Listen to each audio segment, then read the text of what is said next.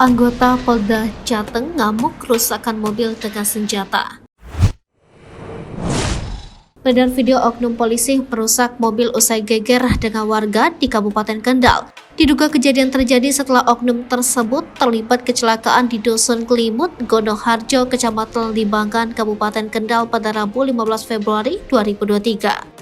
Sebab dalam video yang diterima tampak seorang pria oknum berbaju hitam dikerumuni warga yang diduga meminta pertanggungjawaban. Salah satu warga juga menyebut pria tersebut mengendarai mobil yang ia rusak dengan ugal-ugalan. Dalam video yang diterima, warga lainnya juga menyebut jika pria tersebut sempat mengeluarkan lencana.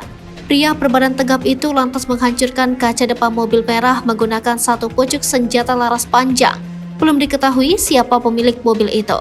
Namun tidak ada seorang pun yang berani mencegah aksi pria berambut cepak tersebut. Kabid Humas Polda Jateng, Kombes Iqbal Al-Kudusi mengatakan, kejadian itu terjadi pada pukul 9.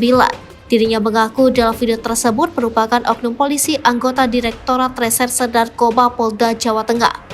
Lebih lanjut, Iqbal belum bisa memberikan keterangan karena oknum anggota tersebut sedang dalam pemeriksaan. Pihaknya mengaku akan terbuka kepada masyarakat terkait kejadian tersebut.